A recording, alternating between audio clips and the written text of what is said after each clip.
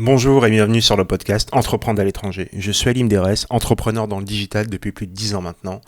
Dans ce podcast, je vais à la rencontre d'entrepreneuses et d'entrepreneurs ayant décidé de créer leur business hors de leur pays d'origine. Je vous laisse avec l'invité du jour, je vous souhaite un très bon épisode et je vous dis à bientôt.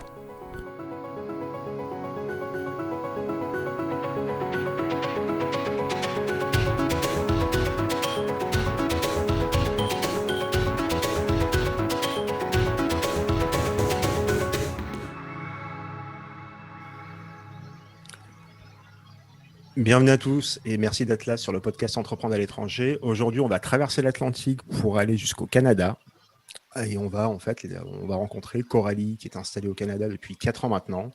Elle a quitté Paris avec son chéri pour s'y installer. Et depuis qu'elle est arrivée au Canada, on peut clairement dire que toute sa vie a changé. Mais le mieux, on va faire comme d'habitude. Je vais la laisser se présenter. Bonjour Coralie, merci. Merci de me donner de ton temps et d'être présente ce soir chez moi, cet après-midi chez toi. Et bonjour, je te laisse te présenter. Tout d'abord, merci de m'avoir invitée. Et donc voilà, je m'appelle Coralie, j'ai 26 ans et je suis graphiste freelance depuis 1 an maintenant, un petit peu plus d'1 an. Et donc voilà, ça fait 4 ans que je suis au Québec. Donc en fait, je suis arrivée au Québec. Je faisais un tout autre métier. Je travaillais avec les enfants en France. Donc j'étais animatrice périscolaire et scolaire. Je ne sais pas si tu sais ce que c'est un petit peu Moi, je vois vaguement. bien. Je vois bien. Ouais, voilà. Et donc voilà, en fait, j'ai quitté la France et je pensais un petit peu naïvement que j'allais faire un peu la même chose ici, au Québec. Et en fait, ça s'est pas fait comme je le pensais, à cause des histoires d'équivalence de diplôme un petit peu. Ça fonctionne pas pareil. Ici, par exemple, ils commencent pas la maternelle à 3 ans, les enfants. Ils commencent la maternelle à 4-5 ans. Et donc, du coup, voilà, donc j'allais dans les garderies, j'essayais de trouver un emploi, en fait, tout simplement. Et en fait, on m'a dit, non, faut que tu reprennes les études. Ça marche pas comme ça. En gros, faut un autre diplôme pour travailler dans les garderies avec les enfants de 3 à 5 ans. Et donc, du coup, je me suis dit, bon, quitte à reprendre les études, c'est vrai que je me lassais un petit peu de ce métier-là. C'était très, très fatigant psychologiquement et même physiquement. D'accord. Et c'est vrai que je trouvais qu'on n'était pas assez mis en valeur, en fait, les animateurs, parce que quand même, c'est une grosse responsabilité de s'occuper des enfants toute la journée. Et on n'avait pas trop de reconnaissance, tout ça, c'était un petit peu un emploi précaire, on n'était pas si bien payé que ça. Des fois, j'avais même pas de congés payés, c'était vraiment difficile. Et donc, je me suis dit, bon, je crois que c'est peut-être le moment de tourner la page, de reprendre une autre vie, de reprendre tout ça à zéro. Et quitte à refaire des études, que je refasse des études. Parce que c'est vrai que j'avais arrêté mes études. Avant, je faisais des études d'art plastique. Et j'avais un petit peu laissé ça de côté à cause d'anxiété sociale. Et ça, on pourra en reparler tout à l'heure si tu veux. Et donc j'avais laissé ça de côté et je me suis dit bon voilà, j'ai envie de reprendre des études d'art et voilà. Et après j'ai commencé une formation de graphiste et ça m'a tellement plu, mais vraiment c'était une révélation. Je me suis éclatée depuis ce jour-là, même quand je faisais mes devoirs, c'était vraiment je m'éclatais, je m'amusais, c'était trop bien. Et donc voilà, et aujourd'hui, petit à petit, après c'est vrai que j'ai travaillé en entreprise en tant que graphiste pour me faire un petit peu la main, pour avoir un petit peu d'expérience. Et voilà, et aujourd'hui je suis freelance et c'est un mode de vie qui me convient parfaitement parce que j'avais tellement besoin de liberté et d'organiser un petit peu mes journées comme je le voulais. Et donc voilà, donc c'est vrai que j'ai fait du chemin. D'accord. Et du coup, moi, ma première question, ça va être, comment ça se passe au quotidien, justement, en tant que tu es freelance? Donc, comment ça se passe, le contact avec tes clients et qui sont tes clients et comment tu trouves tes clients? Parce que c'est pas toujours évident quand tu es à l'étranger et que tu entreprends. Ouais, c'est vrai, c'est difficile. Donc en fait, donc ça fait 1 an que je suis freelance, donc j'ai commencé en janvier 2020.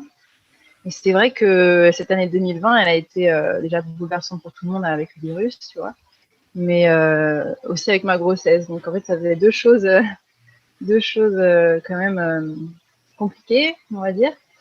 Et mais je me suis dit, j'étais tellement passionnée par ce que je faisais que je me suis dit, voilà, je me renseignais. C'est vrai que j'ai appris un petit peu sur le tas, mais aussi avec d'autres freelances, les conseils de d'autres freelances sur Internet, sur les réseaux. Donc voilà, j'ai essayé toutes les méthodes en fait pour trouver des clients. Je répondais aux annonces, même si on disait, des fois on dit que c'est pas bien de répondre aux annonces parce que tu sais, des fois c'est des gens qui, en fait, ils choisissent le moins cher et tout, mais en fait, j'ai eu la preuve que non. Ça dépend, ça dépend vraiment des clients. Ça dépend du profil, bien Donc sûr. voilà, j'ai testé toutes les méthodes. Ouais, j'ai testé toutes les méthodes. J'ai répondu aux annonces. J'ai fait du contenu sur Instagram surtout. J'ai trouvé des clients sur Instagram. Euh, voilà. On s'est Et découvert sur à peu près. Instagram, Oui, c'est vrai. la preuve. Ouais, ça m'a fait trop plaisir parce que dès que je me suis abonnée à toi, tu m'as envoyé un message en mode salut, enfin tu sais, comme si ça t'intéressait un petit peu mon histoire et tout. Et ça m'a fait trop plaisir parce que quand j'ai vu ton podcast, je me suis dit ça serait trop bien de passer dans ton podcast, mais en même temps je me suis dit j'ai pas de société, tu vois, comme les autres invités que tu as pu interviewer dans ton podcast, Après, tu tu vois, j'ai pas de découvres. société, Hein. je suis juste à mon compte, Après, tu vois. tu découvres. Il y a, comment dire, il y a Emmanuel qui est ambassadrice et qui représente une marque. Donc, elle est freelance, mais après, elle représente un groupe. Et puis après, il y a des profils que, en creusant, tu découvres une Mm. société, quelque chose derrière. Et puis au final, en fait, non, mais ouais, ce qui m'intéresse, ouais, c'est le profil.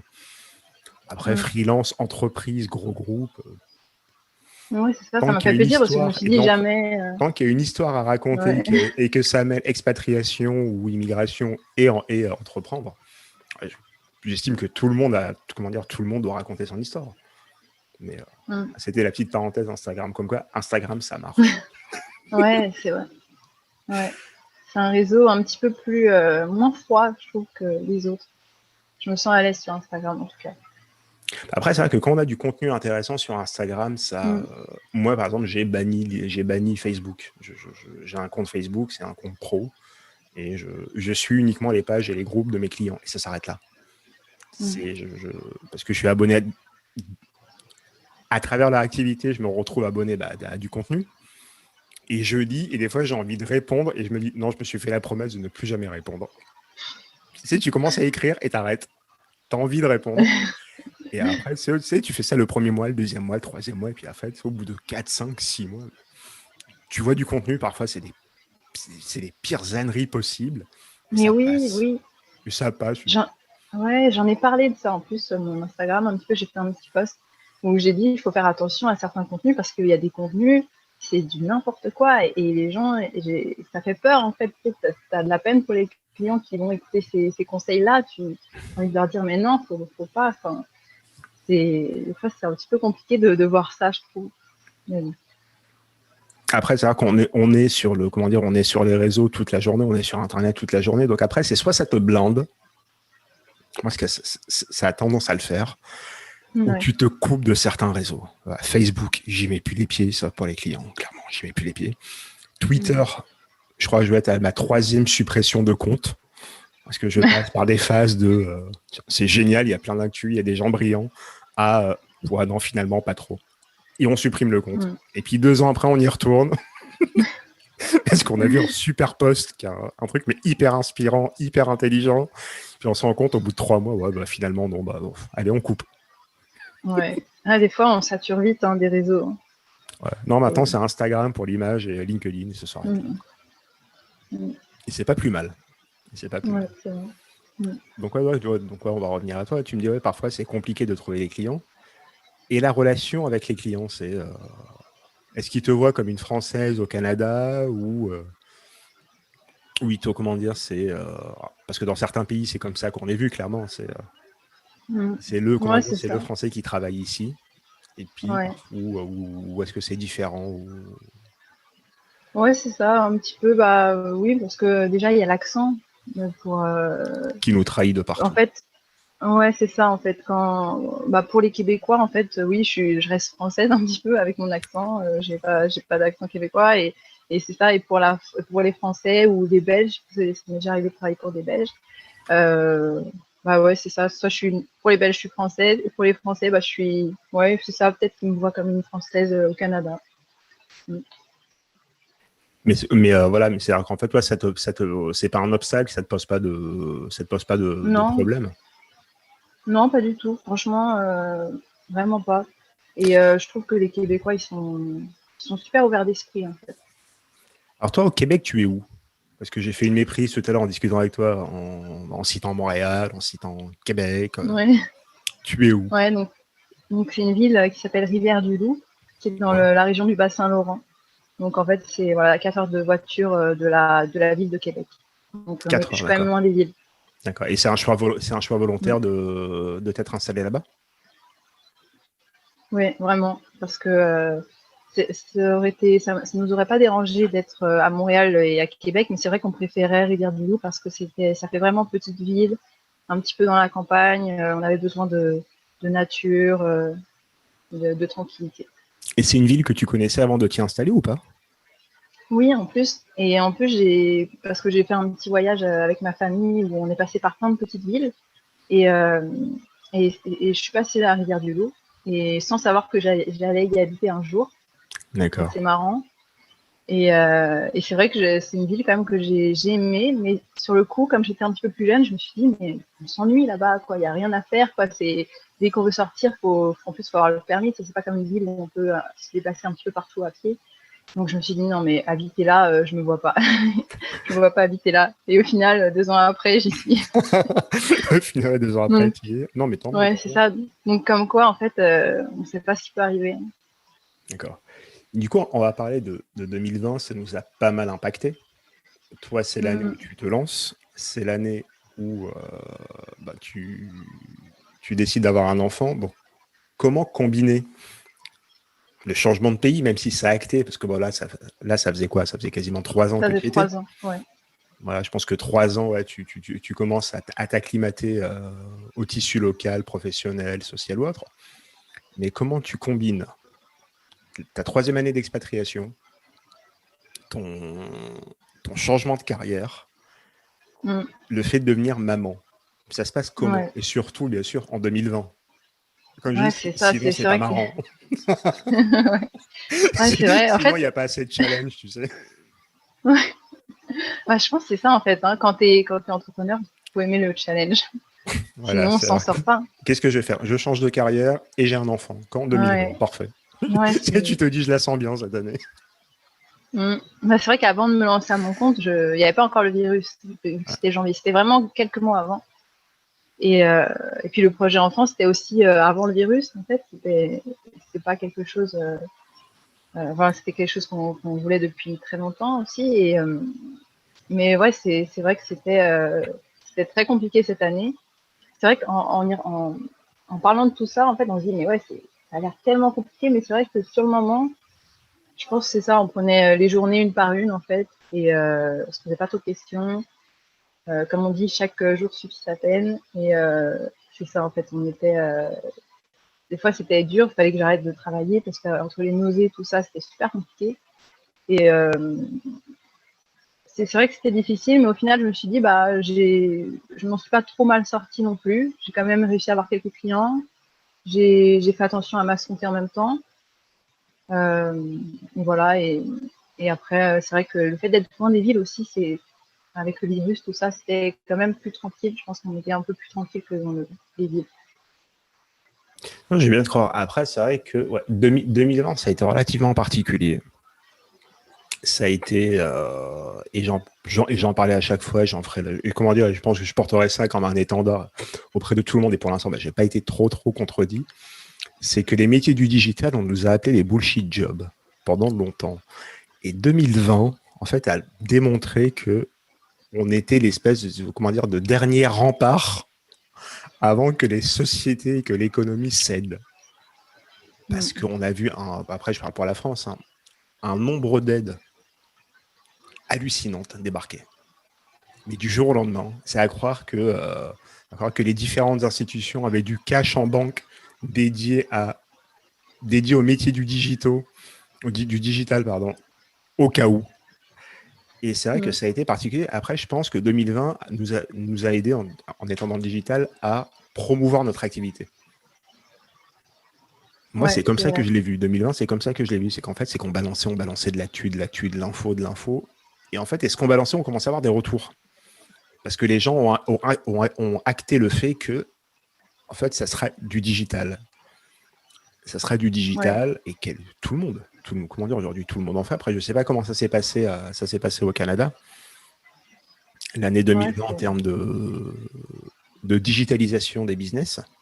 ouais, je pense à peu près pareil hein, dans tout le monde. Je pense que c'était ça. Peut-être les gens ils se sont rendus compte que c'était l'avenir et puis avec le télétravail, je pense que les entreprises elles ont peut-être plus misé sur le télétravail aussi. Alors que j'ai l'impression que c'est un petit peu compliqué, je trouve. Alors que depuis des années, mais je trouve que le télétravail c'est révolutionnaire, c'est trop bien. Ça permet je sais pas, on travaille mieux de chez nous. Moi, personnellement, j'ai toujours travaillé mieux de chez moi. Puis on peut mieux gérer aussi notre vie perso. Et puis même pour les gens qui sont un peu loin de l'entreprise, ça permet aussi de faire quelques jours à la maison, d'être un peu plus reposé et puis pas faire ni télétravail ni sur Bien place sûr. en entreprise. Enfin moi toujours trouvé ça trop bien et je comprenais pas pourquoi les entreprises elles misaient pas sur ça et il a fallu ce virus là, j'ai l'impression pour que les choses changent. Je vais mettre pause et je vais fermer toutes. On fera un petit montage. Du coup, Ouais. oui, c'est pas un souci. Donc on disait Ah non, que c'est comment dire, ouais, il a fallu. c'était la relation avec les clients en 2020, changement de carrière, tu décides de devenir maman. Par contre, j'ai une question. Ton conjoint est entrepreneur ou pas du tout? Non, pas du tout. En fait, il travaille pour une entreprise à Rivière-du-Loup. Et justement, c'est grâce à cette entreprise-là qu'on a pu avoir des permis de travail temporaires et après, par la suite, faire d'autres démarches pour la permanence. D'accord. Ce qu'on appelle, ce qu'on appelait avant le PVT. Je sais pas si Euh, ouais, non, ça, c'est encore autre chose. c'est Le encore autre PVT, chose. ouais, c'est sur tirage au sort. D'accord. Bon. Enfin, et avant, c'était comme ça. Peut-être que ça a changé, en fait. Je pense Maintenant, oui, ça a comment dû dire, maintenant il changer. y a des demandes, mais après, Ouais. peut-être que le principe du tirage au sort est encore en place. Mm. Donc ouais, tu me dis donc ouais, un changement de carrière, une grossesse. Du coup, tu es maman depuis quelques mois, quelques semaines, ça se compte Ouais. encore en semaines. Ouais. C'est vrai. Et du coup, comment ça a impacté après, comment dire, je suis conscient que la grossesse a impacté le lancement de ton business et le début de ta carrière. Et du coup, l'après-accouchement, comment ça s'est passé est-ce que ça t'a impacté encore plus, Ouais. j'imagine? Bah, ouais, en fait, je me suis dit, bon, même si je suis en congé maternité, ici au Québec, on peut quand même, en tant que indépendant, on peut accepter quelques missions. Je pense que c'est pas comme en France où voilà, on est en congé, on n'a plus le droit de travailler. Et je me suis dit, ouais, je me suis dit, ouais, j'aimerais bien quand même continuer à travailler en fait, parce que je peux faire les deux en fait. Puis j'ai besoin aussi de travailler parce que je suis tellement passionnée par mon métier que ouais, j'aime trop. Je me voyais pas pendant un an en fait tout arrêter. Et c'est vrai que comment dire, je pensais pas que ça allait être aussi difficile en fait de s'occuper d'un bébé vraiment. Je pensais pas que ça allait être aussi difficile et du coup je me suis dit bon c'est les premières semaines c'est super compliqué donc je me suis pas mis trop la pression et je me suis dit bon peut-être au mois d'avril ça va se calmer, je vais pouvoir reprendre des contrats tout ça et là bah, le mois d'avril il approche et je me dis non c'est compliqué encore Et là, tu c'est te dis, j'ai été beaucoup trop ambitieuse.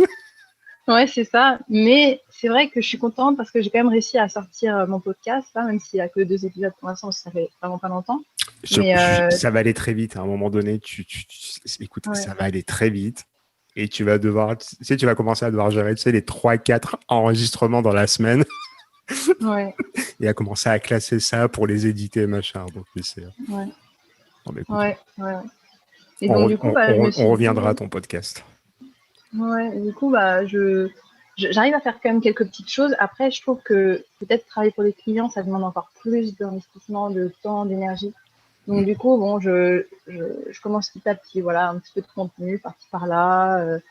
Euh, donc voilà, je suis contente quand même de faire ça au moins. Ça me permet de me changer un peu les idées et tout, mais voilà. Bon. on va passer directement à ton podcast. Alors, ton podcast, dis-moi tout là, Ouais. dis-moi tout. Comment c'est né du coup, on va expliquer aux auditeurs de quoi il s'agit. Du coup, comment t'es venue l'idée du podcast? Alors, déjà, ça faisait super longtemps que j'avais envie de lancer mon podcast. Ça faisait 1 an. Et je me souviens même avoir suivi une formation exprès, en fait, pour lancer mon podcast où vraiment ils expliquaient tout, comment, vraiment tout, hein, de A à Z et tout, dans les moindres détails, comment lancer son podcast et tout. Et je suivais ça vraiment à la lettre. Et donc, j'étais pas loin, hein, vraiment, j'avais tout préparé. Et, et là, il y a un moment où il faut enregistrer, il faut parler. Et là, et en fait, c'est le plus compliqué, vraiment, c'est super compliqué, surtout en tant que personne, quand même, je suis quand même timide et introvertie. Donc, c'était difficile, je suis 1000 fois plus à l'aise à l'écrit. Et donc là, ça me plaisait pas, en fait, parce que j'arrêtais pas après, au montage, j'arrêtais pas de couper des trucs qui m'embêtaient. Et au final, ça ressemblait à rien. C'était un épisode tout coupé, enfin, c'était n'importe quoi. Et puis, ouais, j'avais pas confiance en moi. Je me disais, non, c'est nul et tout. Enfin, vraiment, et après, j'ai abandonné. J'ai dit, bon, j'ai pas envie de perdre de temps avec ça. Je suis graphiste avant tout. Voilà, c'est vrai qu'au bout d'un moment, bah, faut aussi rentrer un peu d'argent, quoi. C'est le but, hein. Faut travailler. Et voilà, le podcast, clairement, ça me faisait plus perdre du temps qu'autre chose, donc j'ai abandonné.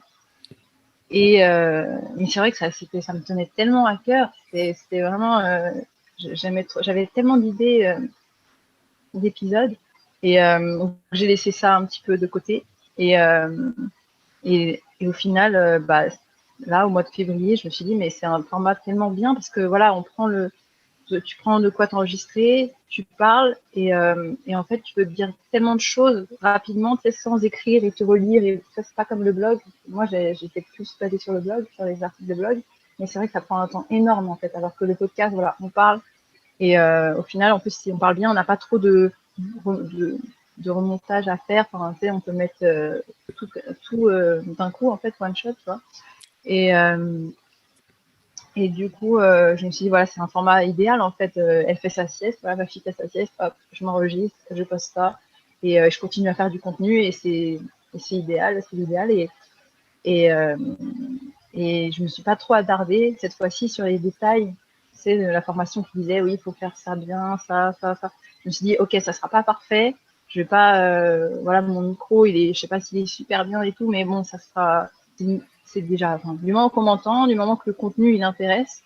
Et je me suis dit voilà, faut se lancer et faut se lancer en fait. C'est ça la base. On a beau suivre des formations, des milliers de formations qui nous apprennent, je sais pas quoi. Bon, c'est vrai que c'est bien d'avoir une base quand même. Mais voilà, au bout d'un moment, il faut se lancer. J'ai suivi une formation que je ne citerai pas. Et c'est pas une Ouais. formation, c'est une espèce une masterclass via Zoom qui devait durer 1h30, 2 heures. Et en fait, j'ai arrêté au bout de 45 minutes. Ah ouais. En fait, je me suis dit, c'est un truc, c'est très idiot. Et tout le monde est en train de prendre des notes. En fait, on va sortir avec le même scénario. Mm. Et je m'étais rendu compte que ça faisait 40 minutes que je prenais pas de notes. Parce que je me reconnaissais pas, donc comment dire, je me reconnaissais pas dans ce qui était raconté. Il faut ça, il faut baliser ça. Non, alors moi, le podcast est sur le modèle, c'est une discussion. Je ne me vois pas monter et remonter une discussion. Ça n'a aucun sens. Ça n'a aucun sens. Après, je te cache pas que ce qui fait qu'aujourd'hui je suis hyper à l'aise avec le podcast, c'est que le premier numéro a été enregistré en présentiel. Voilà, a été enregistré en présentiel. Le fichier est resté 3 semaines sur la carte mémoire. Et à un moment donné, je l'ai donné à Cyril. Et Cyril, j'ai dit, tu mixes, tu montes, je te fais confiance. Et il m'a sorti un super premier épisode. Voilà. Et en fait, là seulement, je l'ai réécouté. Et je me suis dit, ouais, c'est pas trop mal. Il Oui, peut c'est mieux ça. faire, Des mais fois, c'est pas trop mal. des fois, j'ai l'impression qu'il faut laisser l'épisode de côté quelques jours. Et après, le fait de réécouter, tu dis, ah, bah, en fait, c'est pas trop mal. Parce que sur le coup, on est Mais trop, bien enfin, sûr. moi, c'est Mais, ça, en moi, fait, je je te suis cache pas, moi, trop, aujourd'hui, le podcast, c'est très simple. C'est-à-dire que j'enregistre. S'il y a des cuts à faire, je me les note. Je me note le timecode. Et je mets ça dans un dossier. Je transfère à Cyril. Cyril a les indications, il cut, il monte, il me le renvoie. Je le réécoute. Ça, c'est ce passage que je vais mettre en exergue. Et c'est réglé. Parce que si je m'amuse à le monter moi-même, mais on passerait de 2 heures de contenu à 45 minutes, à 12 minutes, à 4 minutes. C'est à vraiment prendre uniquement les moments que j'estime être parfaits. Ouais. Et là, tout le podcast perd de son charme. Bah oui, Non, c'est vrai que c'est un format que je trouve génial. J'ai mis des mois avant de me lancer. J'ai mis des mois, je crois que j'ai dû mettre 7-8 mois. Ouais. Et lorsque je me suis lancé, j'avais pas d'idée de format. J'ai acheté le matériel, j'avais aucune idée de ce que j'allais faire. Ouais, je crois que le matériel, il est resté 3 semaines dans un carton. 3 semaines, 1 mois, je crois, dans un carton.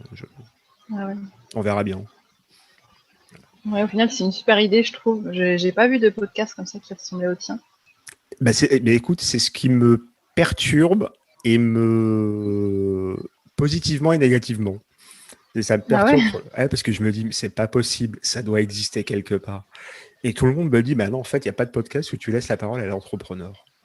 Je dis, mais si, ça doit exister. Je dis, non, mais c'est balisé, il y a des questions, il y a un cadre, il y a ceci, il y a de la promo, machin. Je dis, non, chez moi, la personne se pose, prend un micro et puis on y va, quoi. Ouais, mais c'est surtout sur l'expatriation, je trouve. J'ai pas vu ça ailleurs. Je ne te cache pas que je cherche régulièrement et je ne le trouve pas. Je me dis qu'il doit y en avoir, mais ça doit être hyper bien planqué. Ouais, ou dans d'autres langues, peut-être.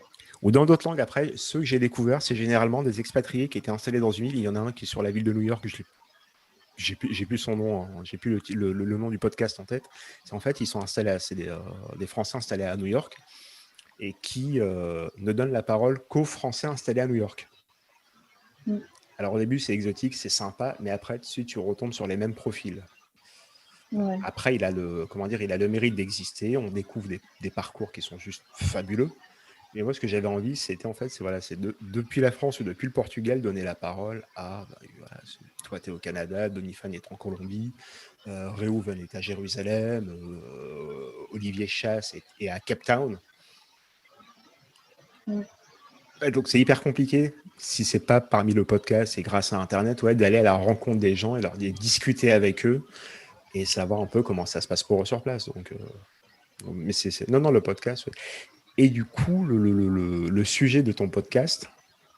Ouais, donc on va dire j'ai 3 axes, on va dire. Donc l'éco-entrepreneuriat, donc c'est tout ce qui va toucher à l'écologie, mais c'est vrai que l'écologie, sinon, il me dérange un petit peu parce que pour moi, l'écologie, c'est avant tout le respect de la planète et de tous les êtres vivants. Donc en fait, j'aborde le sujet d'être freelance et de proposer des services ou même des produits, mais tout en pensant à la planète, aux animaux, à notre santé. D'accord. Donc c'est un vrai sujet et je trouve qu'on n'en parle pas assez. Mais ça vient de plus en plus, je trouve. Par exemple, tu vois, un graphiste, il va faire un logo, mais en pensant à la consommation d'encre, tu vois. C'est des choses comme ça. Dans nos services, vraiment penser à tout ça. Et donc voilà, j'aborde ça. Je parle aussi un petit peu de style de vie. Enfin, ça, j'ai pas fait encore, mais c'est vu que j'ai que 2 épisodes, mais c'est ça, je prévois des épisodes où je vais parler un petit peu par exemple, le fait d'être maman à son compte ou parent à son compte. Et un petit peu de design, parler un petit peu de design, de graphisme. Voilà. D'accord. Et tu envisages de lancer ça de manière, pas de lancer, mais là tu as dit on en est à 2 numéros. Ouais. Et d'en faire régulièrement, ça va devenir un rendez-vous régulier, ça va être ou ça va être vraiment selon l'humeur, selon le message que tu veux transmettre ou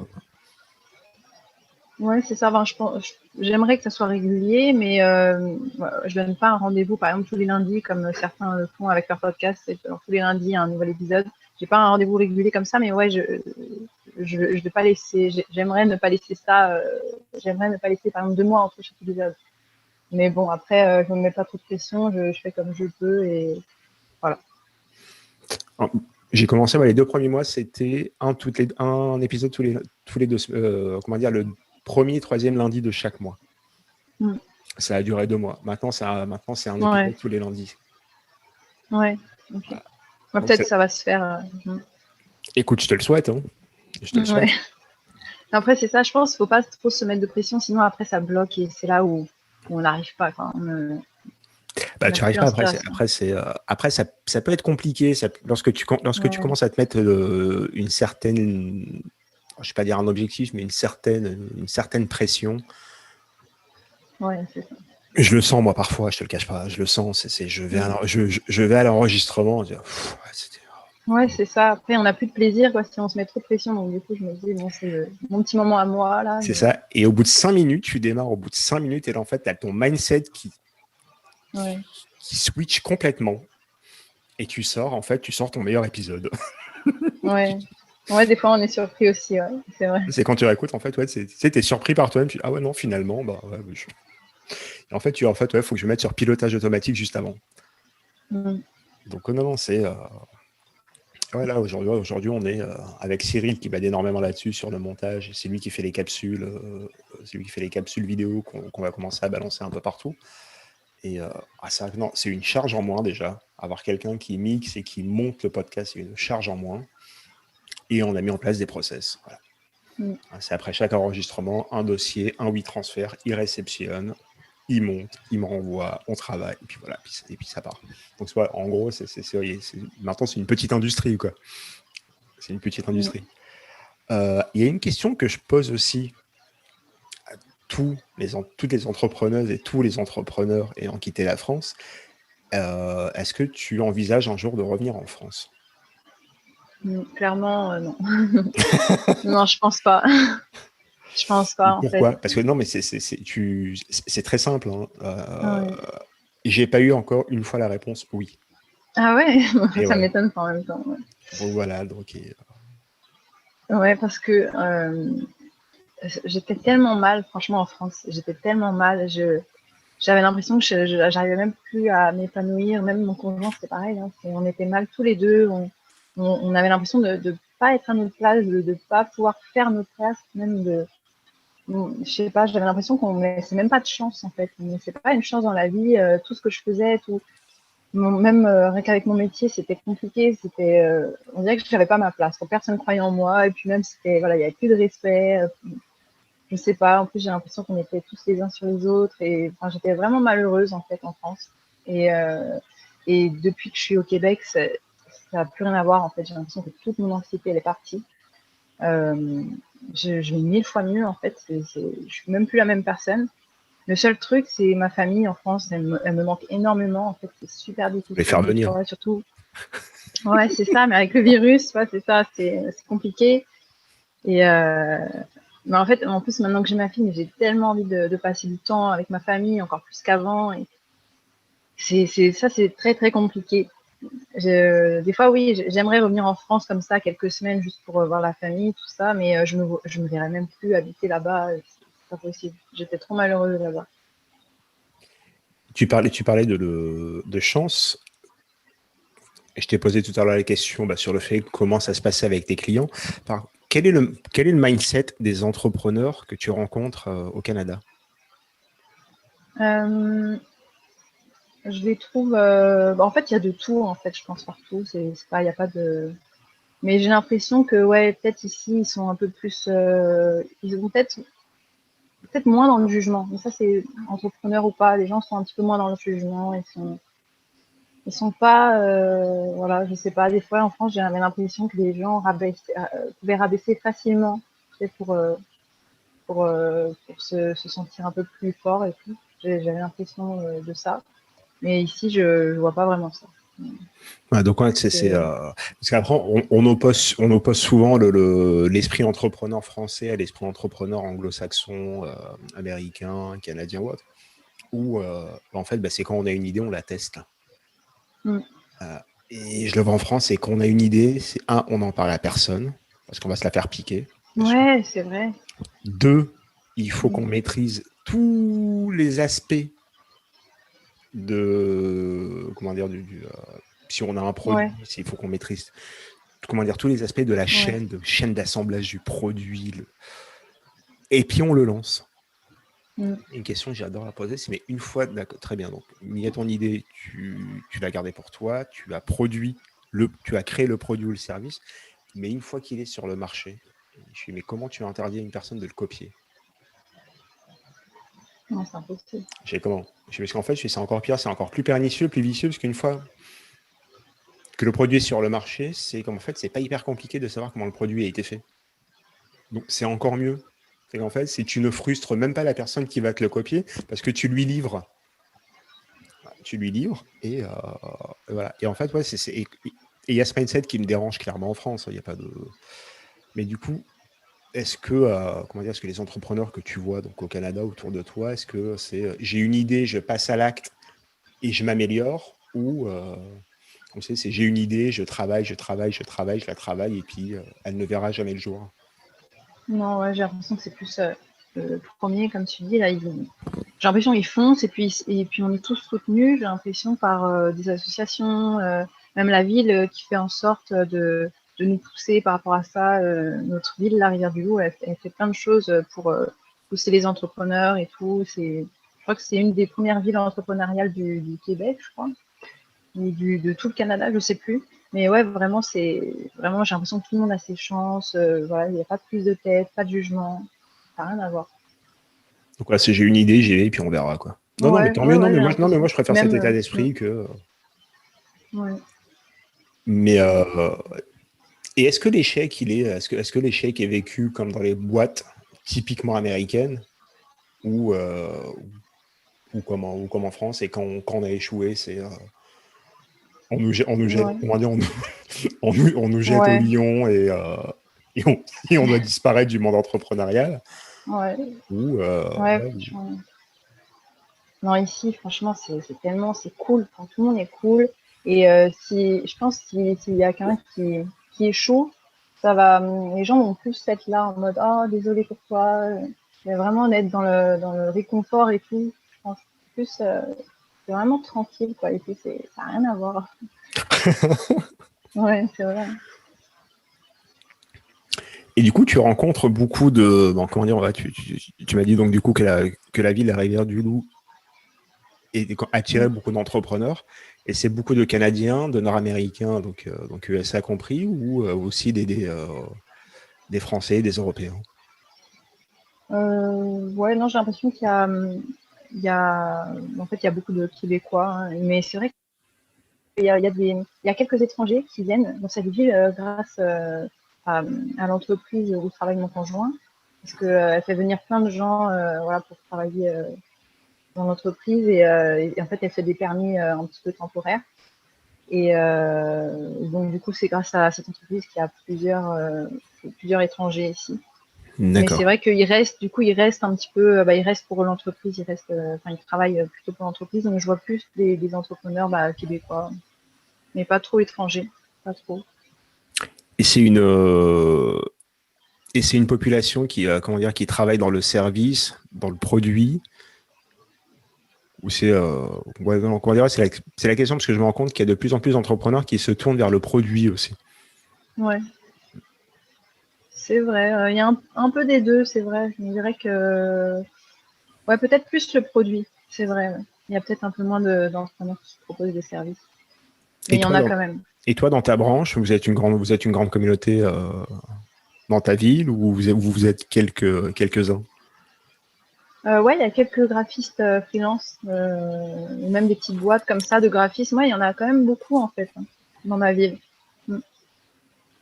Il y en a un D'accord. petit peu, ouais, mais c'est vrai que je parle des fois sur Instagram un petit peu avec quelques personnes, mais c'est vrai qu'on est peut-être un peu dans notre coin. Après, je sais pas si c'est parce que aussi, voilà, avec le virus, tout ça, comme j'ai commencé, on n'a pas eu trop l'occasion de se rencontrer. Parce que des fois, il y a des événements comme ça pour se rencontrer, je trouvais ça bien.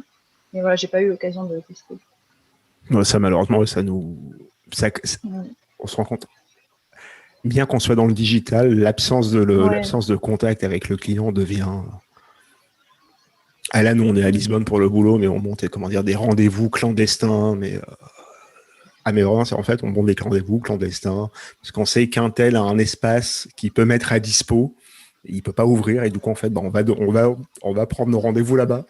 Mais c'est juste le fait, en fait, c'est de quitter l'appartement, et même les espaces de coworking sont fermés. Donc, c'est hyper. Là, comment dire, là aussi, c'est un peu embêtant. Donc, ça vient couper pas mal le Ouais, lien social. d'opportunités. Ouais. Mais ouais, non, mais quand tu as l'opportunité, oui, non, non. Mais là, on se tape des journées de marche à Lisbonne, mais d'aller en rendez-vous. En fait, on va aller voir tout le monde. Ouais. On va aller voir tout le monde. Ça fait du bien de voir des gens. Ouais. Et après, en termes de visibilité, la visibilité, j'en parlais il y a quelques jours, voire même encore quelques heures. La visibilité en ligne, c'est une chose. La visibilité, on va dire, réelle, s'il y a des gens qui nous connaissent à Lisbonne, moi j'ai vécu 3 ans à temps plein à Lisbonne de 2017 à 2020, lorsque tu passes dans certains quartiers, tu passes pas inaperçu. On te connaît. Je m'arrête à des terrasses, je connais des gens, je rencontre du monde. Mais le fait de revenir, malgré le Covid, et que les gens te voient, mais tu as égayé leur journée. Ouais. Voilà, en gros, si on vous voyait tous les deux à travers un écran, là, on vous voit, vous existez en fait. Ouais. Et des opportunités sont nées là en quelques jours grâce à ça. Donc en fait, on a été voir un peu tous les gens qu'on connaissait. Voilà, on est là, coucou, on est là, coucou, on est là. Ouais, mais c'est sûr, moi je pense que rien ne vaut le vrai contact humain en fait finalement. Je pense qu'on a vraiment besoin de ça et c'est vrai que les écrans c'est bien un moment, mais on a besoin de parler en face à face avec les gens. Et là, comment s'annonce la sortie de crise, s'il y en a une, comment s'annonce la sortie de crise au Canada? Je pense que aucun pays ne le sait vraiment. Je pense que ça va être compliqué. Parce qu'il y a un plan, Je comment dire, il y a un plan, il y a quelque chose où vous avancez un peu à vue. Je pense que comme ça, comme tout le monde, hein, je pense comme en France où voilà, on fait, il y a des mesures qui sont prises, voilà, mais on ne promet rien parce qu'on ne sait pas vraiment qu'est-ce qui va se passer. Donc après, c'est vrai que je me renseigne pas trop en fait. Je me renseigne pas trop sur tout ça. J'essaye d'être loin de tout ça parce que je me dis que des fois ça me mine plus le moral qu'autre chose et je me dis je peux rien faire et de toute façon j'ai l'impression que ça change pas ma vie. Ça change pas vraiment ma vie en fait de m'enseigner sur toutes ces mesures là et parce que c'est vrai que de base je suis quelqu'un de quand même casanière en fait et puis de toute façon même si je sors des fois je sors mais je rencontre personne, tu sais, on est quand même un peu perdu ici là dans notre ville. Les casaniers, Donc comment dire, être casanier, ça nous a pas mal aidé en 2020. ouais.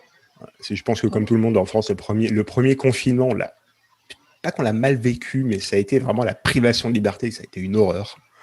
Ouais. Et alors, c'est remplir une attestation pour sortir, aller chercher Ouais, ça du c'est pain. horrible. Nous on n'a pas eu ça. Ça heureusement parce que Et on après, n'a pas eu ça. Au Portugal non plus, non? Au au Portugal non plus. Portugal, alors non, alors au Portugal, il n'y a pas eu d'attestation. L'attestation a fait son apparition uniquement là ces derniers jours. Mais en fait, c'est une attestation, juste en fait, tu la remplis, c'est sur papier libre et tu dis que en fait, tu travailles dans telle entreprise. Et ça passe. Ouais. Et si tu es, comment dire, si tu es en freelance ou autre, tu as juste à avoir ton attestation de ce qu'on appelle ta déclaration d'activité, donc que tu présentes en disant je suis mon propre patron, donc je travaille pour moi, donc si vous voulez, je peux me faire une attestation, mais il n'y a pas grand intérêt, quoi. Ouais. Mais là, non, l'attestation au Portugal, voilà, elle existe uniquement dans ce cadre-là. Mais en France, on a eu un nombre d'attestations. La dernière en date est incompréhensible. Elle est tellement incompréhensible que l'Élysée a demandé à la changer. Elle fait 2 pages, il y a 16 cases. On coche lesquelles? Ah, c'est bizarre, je n'étais pas au courant. On coche lesquelles? C'est pour jouer aux fléchettes. Si tu la poses et tu balances une fléchette et ok, j'ai un rendez-vous médical. Et tu vas à la Moi, boulangerie du coin, tu sais. ouais, c'est débile parce qu'au final, on peut me mentir. Mais c'est ça. Après, comment dire, il y a ce côté-là, il y a le côté après, il y a le côté parano, parce que tu peux la faire sur Ouais. tu peux la faire sur smartphone, il y a un QR code. C'est bien. Oh, mais du coup, ils vont nous tracer. Fais-la sur papier libre. C'est fais-la sur papier libre et ne t'encombre pas l'esprit. Non, on a eu ça après. Donc, ouais, ça au Québec, vous l'avez pas eu. Non, franchement, non. Et puis, j'ai l'impression, en fait, je pense que j'ai vécu ça, même tous les Québécois, en fait, pense qu'on a vécu ça différemment. C'était peut-être moins difficile, hein, en fait. Je pense que Peut-être. c'était un peu moins anxiogène. Ouais. Après, oui, c'était difficile peut-être pour les commerçants, tout ça c'était super dur parce que comme en France, voilà, il y a des commerces qui ont dû fermer, ça c'est super difficile, mais niveau qualité de vie, en fait, par exemple, vous pouvez sortir dans des parcs, en plus, il n'y a pas ça qui manque ici, il y a tellement de C'est parcs, pas tellement d'espaces non, verts. non, mais tu l'as dit, c'est pas l'espace qui manque au Canada. Ouais. Mm. Ouais, c'est ça. Donc, du coup, je pense que c'était tellement plus cool, je pense. C'était, ouais, comme tu dis, moins anxiogène. D'accord. Là, les futurs projets, tes futurs projets, donc Mm. tu te lances, donc ça fait qu'un an, mais bon, maintenant tu te lances et Ouais. tu t'épanouis. Il y a le podcast, Mm. il y a ta petite, bon, ça fait déjà pas Ouais. mal de projets. Et du coup, Ouais. comment tu envisages l'année 2021 déjà? Comment tu l'envisages? Est-ce qu'il y a des projets? Il y a de belles missions à venir. Ouais, bah, je pense, déjà, avant tout, je me dis, pas de pression, je profite de ma fille à fond aussi, ça c'est super important. Mais c'est vrai que je me dis, quelque part, il faut aussi que s'occuper d'un bébé, c'est tellement compliqué. Il faut aussi que je prenne des petits moments à moi aussi, hein, pour pas pour pas tomber dans une folie là, parce que c'est compliqué. Mais je suis tellement heureuse, d'être mère et tout. Je suis super épanouie. En plus, voilà, je suis dans un pays vraiment que j'adore. Et donc voilà, je pense pas de pression. Après, j'ai l'impression que aussi, le fait de faire du contenu aussi depuis un petit peu un an, j'ai l'impression que j'ai un petit peu de visibilité. J'ai des clients qui viennent à moi, donc ça c'est super, super, super. C'est trop bien. Et des fois même je dois dire non parce que là je suis occupée. Et du coup, voilà, je continue ma création de contenu et voilà, tranquille. Et, euh, et c'est vrai qu'après j'ai des projets. J'aimerais beaucoup faire des collaborations dans le futur, des collaborations Dans quel domaine? avec d'autres freelances ou même ou des petites entreprises. Ça peut être. J'ai plein d'idées en fait. J'aimerais proposer des collaborations à des personnes, Au avec des Canada personnes partout, n'importe. Ouais, Bon, d'accord. ouais. Alors on Voilà, en c'est parlera plus en ça. off. Ouais, plus ça, des petites collaborations, ça. Et par exemple, peut-être, par exemple, je peux créer un design pour une marque ou n'importe quoi, ou créer des templates, je sais pas, avec d'autres freelances, hein, plein de choses comme ça. En fait, tout me va en fait, mais j'ai vraiment besoin, je trouve, de faire des collaborations. Ça serait trop, trop bien. Eh ben écoute, on en parlera. Et ouais. On en parlera pour Lisette plus parce qu'on est on est vraiment dans cette démarche. Avec plaisir. L'agence aujourd'hui, c'est une agence qui a deux axes, qui est la post-production donc de vidéos publicitaires et adapté comment dire, aux nouveaux médias, principalement aux réseaux sociaux. Et donc, on a une offre en social média aussi. Mhm. Et en fait, on cherche des collaborations parce que on est bon dans certains domaines, il faut dire ce qui est. Il Ok. faut aussi assumer un autre aspect de la chose, c'est qu'on est, on n'est pas terrible dans d'autres. Et surtout, parce qu'en fait, c'est pas du tout notre cœur de métier. Mm. On peut bricoler un logo. Par contre, le branding, c'est un peu plus compliqué. Et on n'est pas Ouais, web c'est designer. complexe. Et on n'est Mm. pas graphiste. Donc, Bah, avec plaisir, hein, franchement, avec on peut plaisir. fournir des logos basiques, ça on sait faire. Par contre, oui, après, non, s'il faut une recherche, s'il faut se démarquer, Mm. vraiment, on regarde autour Ouais, de nous qui a du talent et puis on va taper à la porte. Ouais, non, mais avec ouais. plaisir, avec plaisir. Il y a plein de collaborations qui sont en train d'être montées, soit en France, soit au Portugal. On est véritablement entre les deux, bien que la boîte Mm. soit 100% portugaise et installée à Lisbonne. Mais voilà, on cherche Parfois, je me dis que même le fait de ne pas être dans le même pays, tu n'as pas les mêmes inspirations. Ouais, Tu n'as pas ouais, les c'est mêmes vrai. idées. T'as pas les mêmes idées, donc Mm. parce qu'après, on va pas rentrer comment dire, sur le terme des pensées limitantes, mais on va au Portugal, c'est un peu plus créatif qu'en France.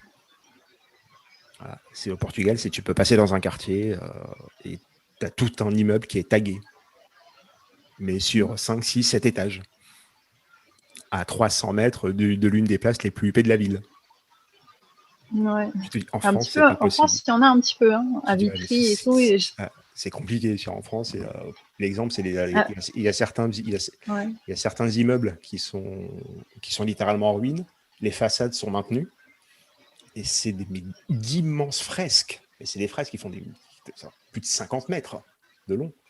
Et tu fais 300 mètres et tu arrives en fait au rond-point Marrakech Pombal qui dessert la rue, qui dessert plusieurs avenues, dont l'avenue de la Liberté, qui est c'est le Champs-Élysées portugais. Mm. Le même tag à 300 mètres des Champs-Élysées, c'est pas possible. On peut les chercher, Ouais, c'est sûr. c'est pas possible. Et en fait, et c'est acté maintenant. Voilà, c'est pas et c'est devenu c'est devenu des décors de pub. Ouais, Et c'est aujourd'hui, fou. tu les effaces, toute l'avenue perd son charme. Hein. Ouais, ça fait partie voilà, de la ville, quoi. Voilà. Et du coup, non, on cherche de collaboration. Donc, ouais, des collaborations, et du coup, il n'y a pas, ouais, mais il y a pas de souci. Il n'y a Mm. pas de souci. Après, moi, j'ai ma petite idée en tête. Là, j'ai eu. Bah, tu es la troisième personne qui a un podcast que j'interviewe. Donc, s'y faire une. Alors, pas une masterclass, mais juste se réunir à quatre avec les fuseaux horaires. Hein, parce que c'est. Ouais, ça serait cool. Et en fait, ouais, Mm. discuter de notre expérience. Parce qu'en fait, ouais, là, on est quatre. Et je pense, ouais, les quatre, on a lancé notre podcast il y a moins d'un an.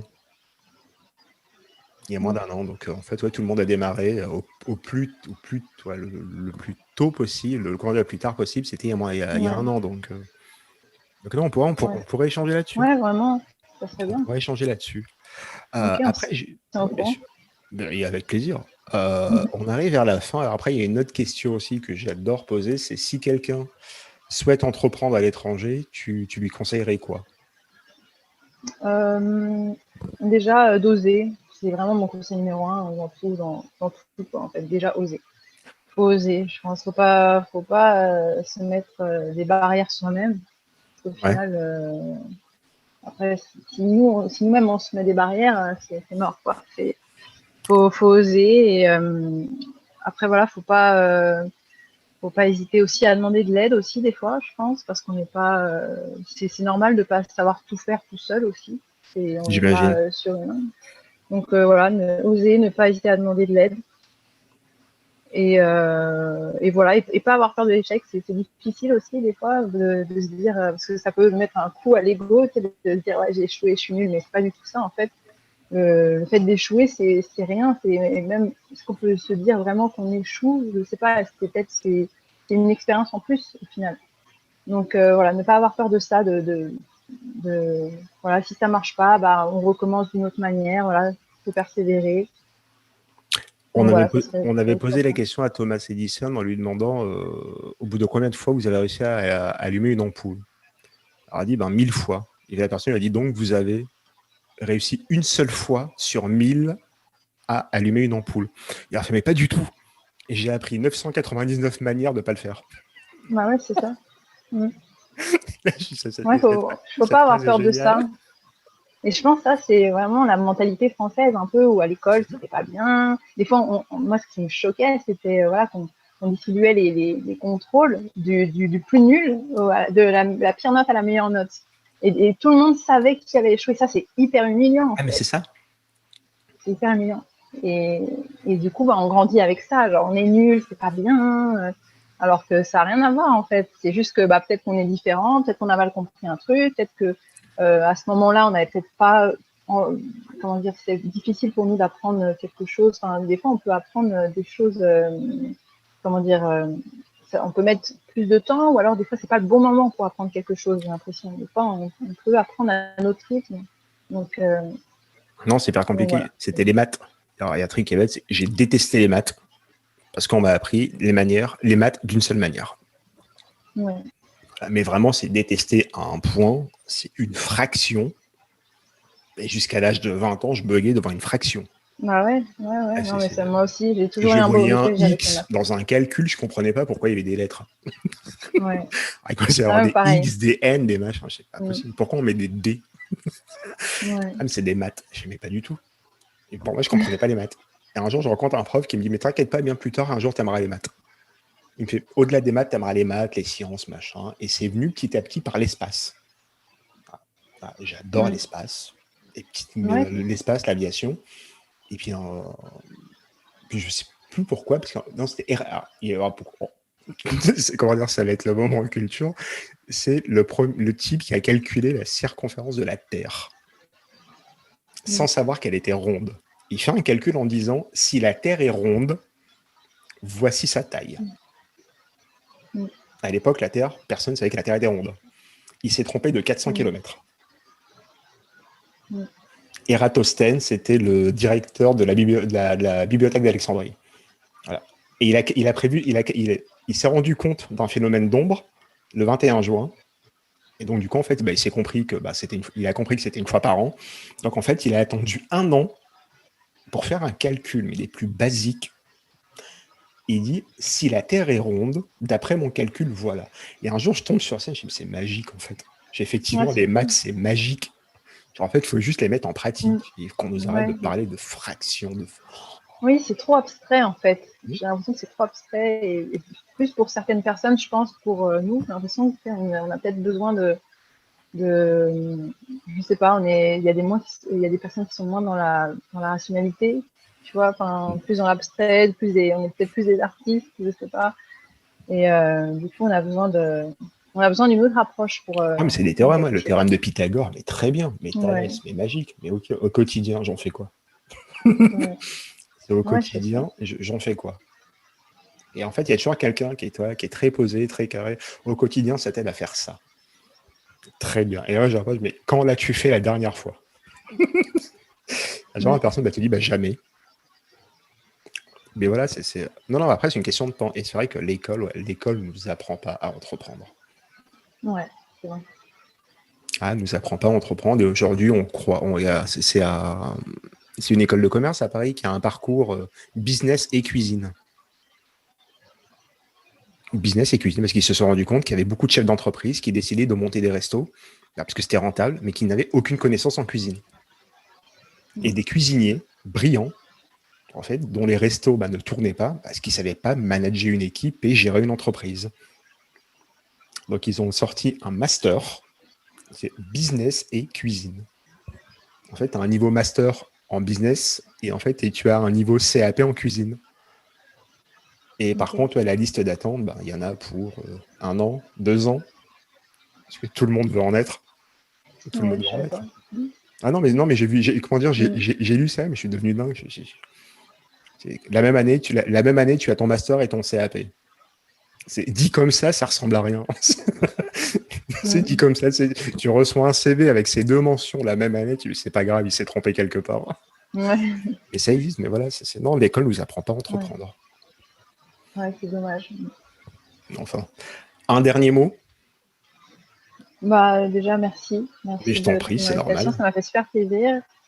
Et donc voilà, je pense que s'il y a des entrepreneurs qui veulent s'expatrier, qui nous écoutent, voilà, c'est vraiment faut oser.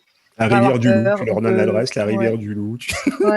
À 4 heures de Montréal.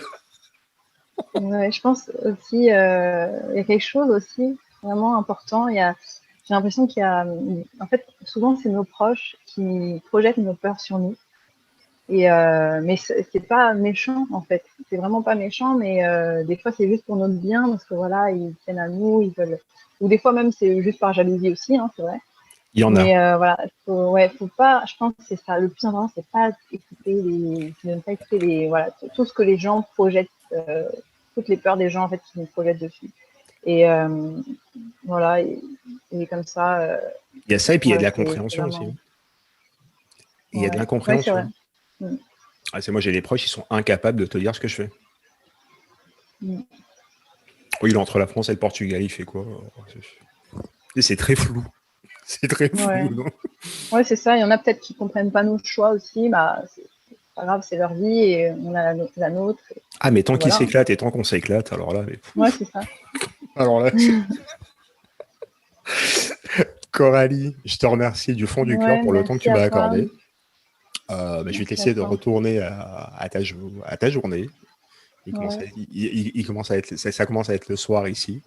Je te dis à très vite, à très bientôt. Très vite. Merci pour là, tu seras diffusé en avril, et je mettrai bien sûr tous les liens de ton site, ton Instagram, ton podcast. Et Ok. voilà, j'inviterai tout le monde à aller l'écouter aussi, puisqu'on y apprend des choses qui sont intéressantes. Parce que Ok, c'est j'aime bien gentil. écouter, rechercher avant d'interviewer les personnes. Écoute, je te remercie profondément et je te dis à bientôt. Merci à toi. À bientôt. À bientôt. Ciao. Salut. Ciao, ciao. Merci d'être resté jusqu'au bout. Je vous dis à très vite et prenez soin de vous.